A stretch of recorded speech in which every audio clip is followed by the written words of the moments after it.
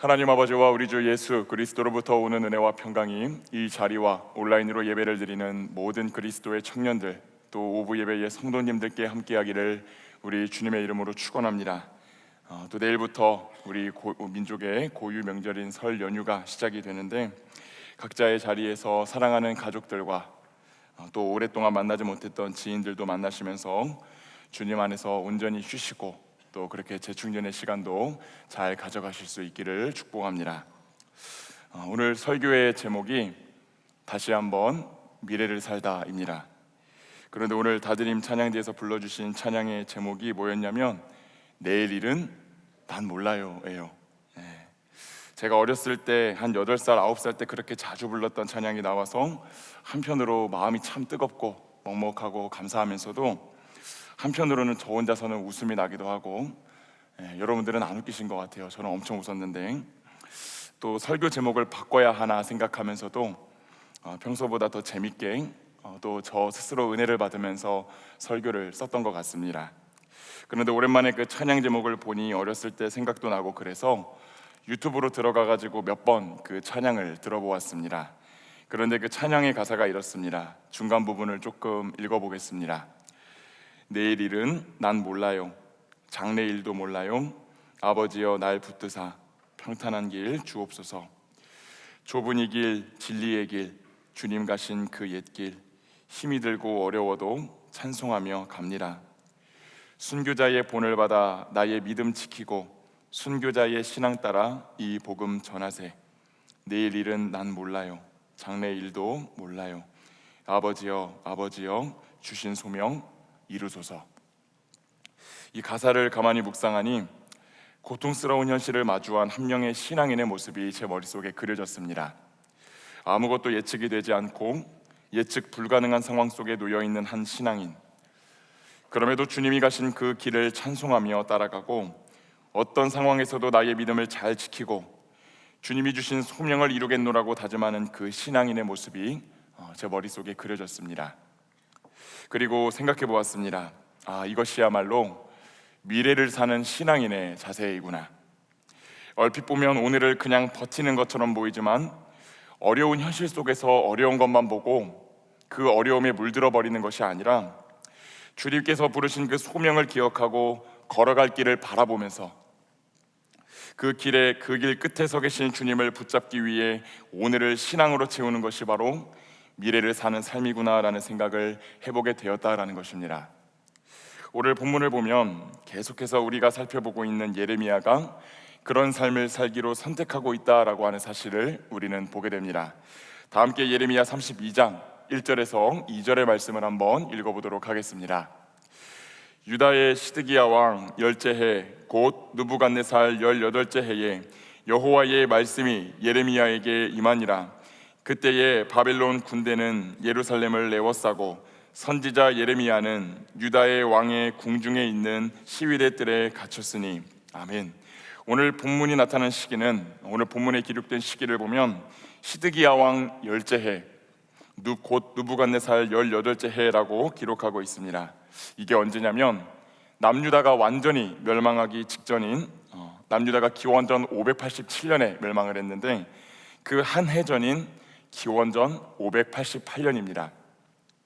그런데 당시 남유다의 상황과 예레미야의 상황이 어떻게 기록되어 있습니까? 바벨론 군대가 예루살렘 성을 포위하고 있었고 예레미야는 궁중에 있는 시위대들, 즉 감옥에 갇혀 있었다라고 하는 것을 우리는 보게 됩니다. 설교에서 몇 번 언급을 드렸던 것처럼 이 남유다의 마지막 왕이었던 시드기야는 이 국제 정세를 잘 읽지 못하고 애국과 동맹을 맺어서 바벨론을 무너뜨리려고 했습니다. 그러나 예레미야는 하나님이 바벨론을 심판의 도구로 삼아 자신의 백성을 심판하고 있는 과정이기 때문에 바벨론에게 저항하게 되면 죽게 될 것이고 항복하면 살게 될 것이다 라고 예언했습니다.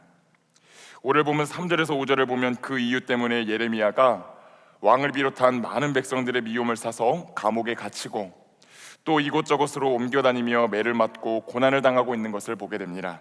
소위 말하는 매국노 취급을 받게 된 것입니다. 그러니 현재 예레미야 예언자가 처해 있는 이 상황은 소망을 기대해 볼 수 있는 상황이 아니었습니다. 동맹을 맺었던 애굽은 바벨론에게 진작에 패배했고 수도인 예루살렘은 적군의 포위로 인해 고립되었으며 본인은 매국노라는 낙인이 찍힌 채 감옥살이를 하고 있었다는 것입니다. 현실에서 할 수 있는 것도 사실상 없고 미래를 그려볼 수도 없는 상황에 이 예레미야가 놓여 있었다는 것이지요. 그런데 그런 상황 속에 놓여 있는 예레미야를 향해 하나님이 갑자기 찾아오셔가지고 이런 말씀을 하십니다. 다 함께 예레미야 32장 6절에서 8절의 말씀을 읽겠습니다. 예레미야가 이르되 여호와의 말씀이 내게 임하였느니라. 이르시기를 보라, 네 숙부 살룸의 아들 하나멜이 내게 와서 말하기를 너는 아나돗에 있는 내 밭을 사라. 이 기업을 물을 권리가 내게 있느니라 하리라 하시더니 여호와의 말씀과 같이 나의 숙부의 아들 하나멜이 시위대 뜰 나에게 와서 이르되 청하노니 너는 베냐민 땅 아나돗에 있는 나의 밭을 사라.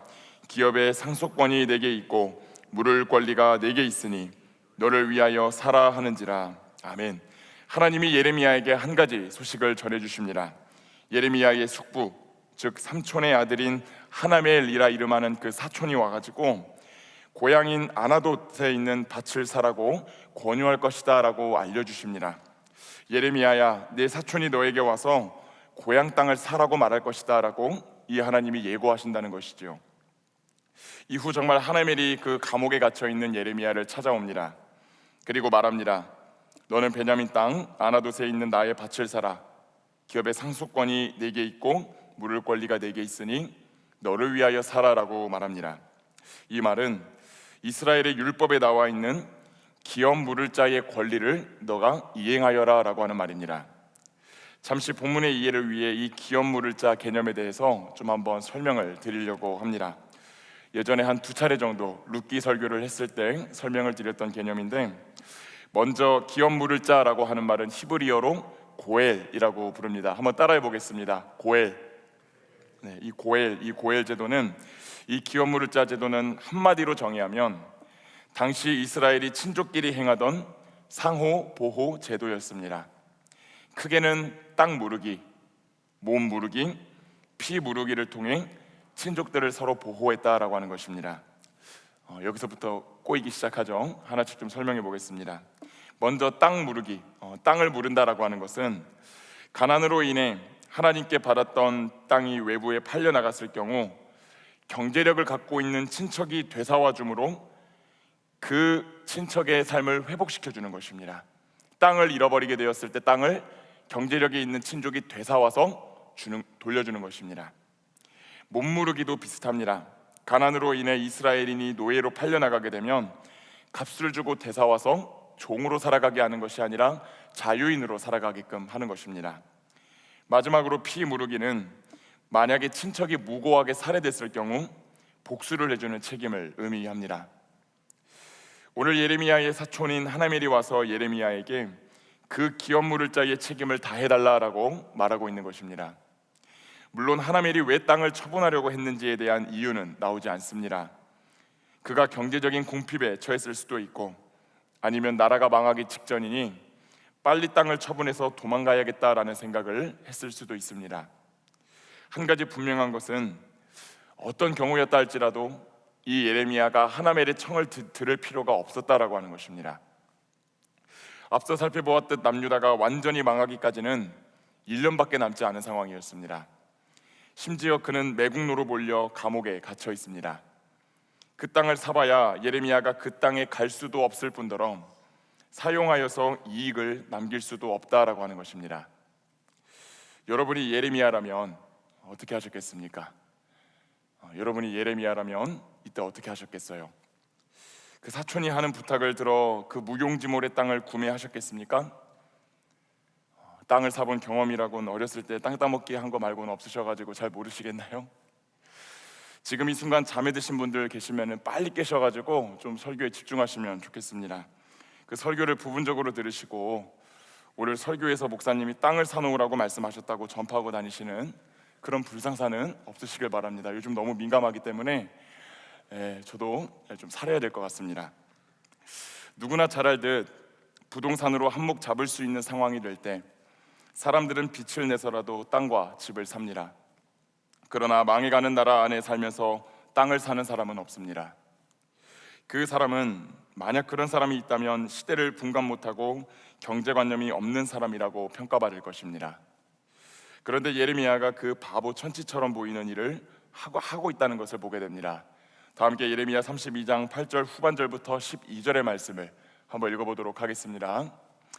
내가 이것이 여호와의 말씀인 줄 알았으므로 내 숙부의 아들 하나멜의 아나돗에 있는 밭을 사는데 은 17세겔을 달아주되 증서를 써서 봉인하고 증인을 세우고 은을 저울에 달아주고 법과 규례대로 봉인하고 봉인하지 아니한 매매 증서를 내가 가지고 나의 숙부의 아들 하나멜과 매매 증서의 인친 증인 앞과 시위대들에 앉아있는 유다 모든 사람 앞에서 그 매매 증서를 마세야의 손자 네리야의 아들 바룩에게 붙이며. 아멘. 8절 후반절을 보면 예레미야가 뭐라고 말합니까? 내가 이것이 여호와의 말씀인 줄 알았으므로 라고 말하고 있습니다. 여기서 우리가 주목해서 보아야 될 것은 하나님은 예레미야에게 나타나서 사촌이 찾아와가지고 땅을 물려달라는 요청을 할 것이다 라는 소식을 전해주시기만 했다는 것입니다. 너는 그 사촌의 부탁에 반드시 응해서 기업을 물려주어라, 땅을 사주어라 라고 따로 명령하지는 않으셨다라고 하는 것이지요. 그 소식을 하나님의 뜻으로 해석하고 순종해서 기업을 물려준 것은 예레미야의 선택이었다라고 하는 것입니다. 하나님의 명령에서 기인한 것은 아니었습니다. 그리하여 예레미야는 은 17세겔에 그 사촌의 땅을 삽니다. 그냥 대충 아무렇게나 사는 것이 아니라 모든 적법한 절차를 다 지켜서 그 땅을 삽니다. 매매 증서를 쓰고 증인을 세웁니다.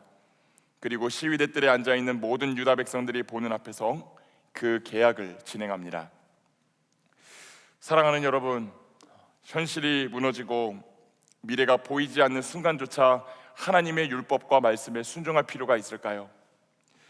나라가 포위되어 있고 내가 감옥에 있는 상황 속에서 기업 물을 자의 의무를 넌지시 이행하라고 언급하시는 그 하나님의 음성에 순종할 필요가 있었겠습니까? 쓰지도 갖지도 못할 땅을 사놓는 것이 의미가 있었을까요? 나에게 어떤 이익도 유익도 없는 일을 굳이 애쓰고 수고하여 할 의무가 있었을까요? 한마디로 내가 희생하며 살아야 할 이유가 있었을까요? 그러나 예레미야는 그 어려운 현실 앞에서 하나님의 뜻에 순종하기를 선택합니다. 그리고 그 미련해 보이는 선택을 통해 백성들에게 여전히 희망이 존재함을 전합니다. 언젠가 다시 이 땅에서 이와 같이 평범하게 사람들이 경제 활동을 하며 일상을 살아가게 될 것이라는 그 미래를 직접 보여주기 위해 자신은 바보가 됩니다. 아마 그 먼 미래를 오늘로 앞당겨 살아내야 했던, 그래서 바보 취급받으며 살아가는 그 예언자의 삶은 괴롭고 또 괴로웠을 것입니다. 그는 백성들이 거짓 평안을 외칠 때에는 심판을 외쳐야만 했고, 다 망하여 죽게 되었다고 좌절하고 있을 때는 희망을 보여주어야 됐습니다. 자신의 온 삶을 던져서 말이지요. 그러나 예레미야는 그 괴로움을 무릅쓰고 자신의 나라가, 자신의 동족들이, 그 미래 세대들이 다시 누리게 될 영광과 회복을 바라보며 자신의 삶을 산 제물 삼아 희망이라는 한 알의 미라를 심습니다. 저는 오늘 그 고통스러운 현실 속에서 희망의 미래를 앞당겨 살아내야만 했던 예레미야가 어떤 심정으로 그 일을 했을까 한번 묵상해 보았습니다. 그런데 그렇게 기업 물을 자의 의무를 이행하는 예레미야가 이렇게 생각하고 기도하지 않았을까 조심스럽게 생각해 봅니다. 이 예레미야가 순종했던 고엘 제도, 이 기업 물을 자 제도에서 고엘이라고 하는 말은 무르다, 되찾다, 구속하다라는 뜻입니다. 그러니 하나님이 예레미야에게 한 요청의 본질적인 뜻을 딱 한마디로 풀어내면 나를 구속해달라, 나를 구원해달라라고 하는 요청입니다. 아마 예레미야는 자신에게 구속자의 역할을 감당해달라고 찾아오는 사촌의 청을 들어주며 마음으로는 하나님께 이렇게 기도했을 것 같습니다. 하나님, 제가 절망의 현실 속에서도 주님의 말씀에 순종하여 구속자가 되기를 자처했듯 주님께서도 이 나라 이 민족의 고엘 구속자가 되어주시기를 소망합니다. 제가 상황과 환경의 어려움 속에서 이익이 아니라 내 유익이 아니라 말씀을 따랐던 것처럼 우리를 향한 주님의 약속의 말씀에 대하여 주님께서도 그 약속의 말씀을 이행하여 주시기를 바랍니다. 그 예레미야의 희생과 순종이 하늘에 닿았던 것 같습니다. 그 예레미야를 향한 하나님의 응답입니다. 다 함께 예레미야 32장 14절에서 15절의 말씀을 우리 큰 목소리로 한번 읽어보도록 하겠습니다.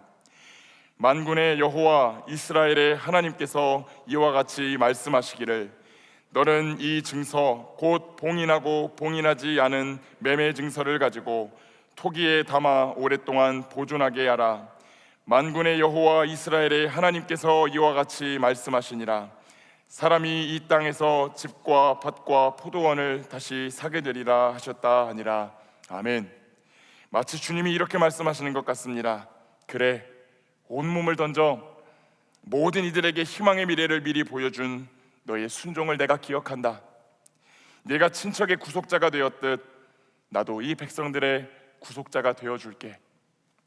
평범한 일상이 이상이 되어버린 이 현실을 넘어 그 이상이 다시 일상이 되기까지 내가 일해줄게. 사랑하는 여러분, 오늘 이 예레미야의 삶은 절망적인 현실을 살아가는 우리에게도 많은 것을 시사합니다. 우리 역시 상황과 환경, 절망과 공포에 묶인 채 아무런 희망이 없이 살아갈 때가 있지요. 나뿐만 아니라 내 가족의 상황을 보아도, 내가 속해 있는 공동체의 상황을 보아도 별로 나아질 것이 없구나라고 생각하며 살아가는 것을 우리가 많이 경험하며 살아갑니다. 그러다 예레미야는 다른 사람들이 절망을 살아갈 때 절망에 물들지 말고 하나님이 이루실 희망을 내다보며 오늘을 다르게 살라고 권면합니다. 어떤 상황 속에서도 하나님의 말씀에 순종하고 하나님이 이루실 그 희망을 분명하게 내다보며 내 온 삶을 통해 미래를 보여주는 삶을 살아내라고 말합니다. 절망과 분노와 원망과 불평이 주인 노릇하는 내 마음 속에, 내 가정 속에, 내 공동체 속에 나의 삶을 산 제물로 드려 희망이라는 한 알의 미라를 심으라고 예레미야가 그렇게 권면합니다. 일제치하에 살면서 진달래를 노래한 박파량 시인의 시가 있습니다. 그 시인의 시는 희망을 앞당겨 살아가는 그리스도인들의 모습이 어떠해야 되는지를 잘 보여주는 듯합니다. 시의 제목은 너무나도 슬픈 사실, 봄의 선구자 진달래를 노래함입니다. 그 중간 부분부터 한번 이 시를 좀 읽어드리고자 합니다. 친구께서도 이미 그 꽃을 보셨으리다. 화려한 꽃들이 하나도 피기도 전에 찬바람 오고 가는 산허리에 쓸쓸하게 피어있는 봄의 선구자 연분홍의 진달래꽃을 보셨으리다. 진달래꽃은 봄의 선구자 외다. 그는 봄의 소식을 먼저 전하는 예언자이며 봄의 모양을 먼저 그리는 선구자 외다. 비바람에 속절없이 지는 그 엷은 꽃잎은 선구자의 불행한 순환이 외다. 어찌하여 이 나라에 태어난 이 가난한 시인이 이같이도 그 꽃을 붙들고 우는지 아십니까? 그것은 우리의 선구자들 순환의 모양이 너무도 많이 나의 머릿속에 있는 까닭이 외다. 노래하기에 너무도 슬픈 사실이 외다. 백일홍같이 붉게 피지도 못하는 꽃을, 국화와 같이 오래오래 피지도 못하는 꽃을, 모진 비바람을 만나 흩어지는 가엾은 꽃을 노래하느니 차라리 붙들고 울 거외다. 그러나 진달래꽃은 오라는 봄의 모양을 그 머릿속에 그리면서 찬바람 오고 가는 산허리에서 오히려 웃으며 말할 거외다. 오래오래 피는 것이 꽃이 아니라 봄철을 먼저 아는 것이 정말 꽃이라고. 여러분은 진달래꽃이라고 하는 그 꽃의 특징을 아십니까? 저도 이 시를 통해 그 꽃이 어떤 특징을 갖고 있는지 한번 살펴보았습니다. 그랬더니 이런 특징들이 있다고 합니다. 먼저 진달래꽃은 긴 겨울을 이겨내고 가장 먼저 피는 꽃이라고 합니다. 아직 찬기와 바람이 쌀쌀한 봄 초입에 가장 먼저 피어서 곧 봄이 올 것이란 소식을 전하는 꽃이기도 합니다. 더불어 화려하지는 않아도 산 전체를 물들이는 꽃이기도 하지요.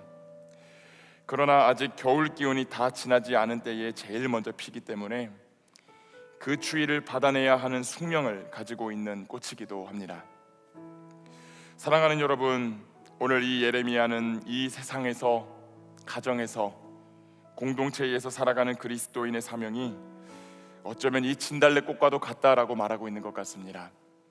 아무리 추워도 봄이 오고 있음을 가장 먼저 알리기 위해 자신의 온몸을 던져 꽃을 피우고 아름다움을 만들어내는 그 진달래꽃처럼 우리가 살아야 된다라고 말합니다. 그렇게 앙상한 나무만 남아버린 겨울철의 산과 같은 나의 세상, 나의 가정, 나의 공동체에 여전히 희망이 있음을 삶으로 보여주고 그곳을 희망으로 물들이라고 말합니다. 봄을 알리기 위해 자신을 희생한 그 꽃처럼 그 희망을 만들기 위해 하늘의 미랄이 되어 나의 삶을 산 제물로 드리는 것, 그것이 절망의 현실을 미래의 희망으로 바꾸는, 미래를 살아내는 그리스도인들의 삶이 되어야 된다고 말합니다. 말씀을 맺겠습니다. 사랑하는 청년 여러분, 또 오부 예배의 성도 여러분, 앞서 설교에서 여러분들이 평안한 설 명절과 연휴를 보내시면 좋겠다고 축복의 말씀을 드렸습니다. 그러나 그것이 오히려 저주처럼 다가오는 그런 오늘을 보내고 계신 분들이 계실 것입니다. 관계는 깨질 대로 깨져 있는, 누군가는 육신과 영혼의 병이 든 채 병상에 누워 있는, 여전히 복음을 받아들이지 못하고 있는 가족 구성원들과 함께 시간을 보내야 하는 그 가정에서의 연휴 기간이 예레미야가 갇혔던 감옥처럼 느껴지시는 분들이 계실 것입니다. 또 한때는 복작복작하고 재미와 기쁨과 즐거움이 가득했지만 이제는 섬길 사람들이 많지 않아서 내가 애쓰고 수고하지 않으면 안 될 것처럼 보이는 교회 공동체가 그 감옥처럼 느껴지시는 분들도 계실 것입니다. 그럼에도 사랑하는 여러분, 바라기는 그 모든 삶의 현장에서 한 송이의 진달래꽃으로 살아가는 모든 분들이 되시기를 축복합니다. 희망의 미래가 있음을 바라보시고 그것이 이미 이루어진 것처럼 믿으며 오늘을 다르게 살아내시는 그런 여러분들이 되시기를 축복합니다. 그것이 미래를 살아내는 그리스도인들의 믿음이자 삶인 줄로 믿습니다. 가정과 교회 안에서 웃을 일이 거의 없어 울상으로 다니시는 분들도 계실 줄로 압니다. 그러나 다시 웃으실 수 있기를 축복합니다. 웃을 일이 있기 때문에 웃는 것이 아니라 반드시 웃음을 주실 하나님이 계시기에 우리는 웃을 수 있습니다. 이번 설 연휴 가정에 가면 여전히 여러분의 마음을 어떤 이유로 아프게 만드는 구성원들을 마주하게 될 것입니다. 그럼에도 반드시 그 가정을 회복시키시고 치유하실 하나님을 신뢰하며 헌신으로 그들의 필요를 채워주는 여러분들이 되시기를 축복합니다. 가족들 중 여전히 복음을 받아들이지 않고 앞으로도 받아들일 가망이 없어 보여 속으로만 애타게 가슴에 품고 기도하고 있는 그 한 영혼들을 마주하는 가족들도 계시겠지요. 그럼에도 불구하고 그들을 당신의 품에 품으실 주님의 은혜와 능력을 신뢰하시고 담대히 복음을 선포하고 전하실 수 있기를 축복합니다.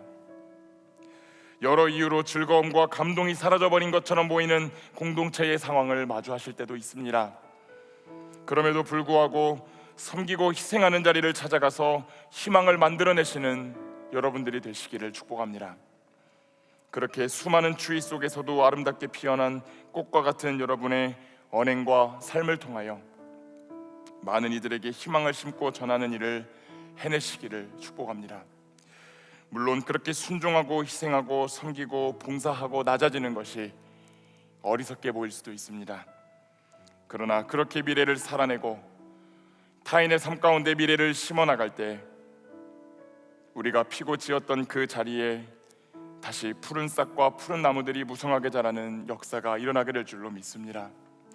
무너진 가정과 공동체가 회복이 되고 그 뒤에 믿음의 사람들이, 믿음의 후배들이 다시 세워지는 놀라운 역사가 일어나게 될 줄로 감히 믿습니다.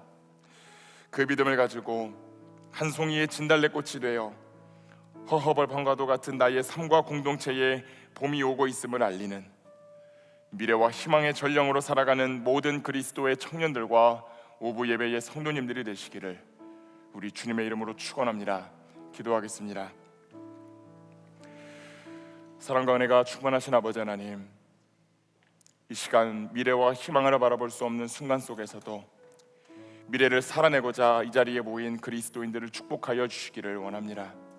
우리의 눈에 보이는 것이 없고 손에 잡히는 것이 없고 귀에 들리는 것이 없지만 그럼에도 불구하고 하나님이 예비하신 봄이 있다는 사실을 미리 바라보며 그 봄이 지금 내 삶 가운데 이루어진 것처럼 그것을 선취하며 살아내며 절망 가운데 물들어 있는 내 삶과 내 공동체의 삶 가운데 희망을 전하는 전령으로 살아가는 우리 모두가 될 수 있도록 주께서 축복하여 주시옵소서. 그렇게 하실 하나님께 모든 감사와 영광 올려드리며 사랑이 많으신 예수 그리스도의 이름으로 기도드립니다. 아멘.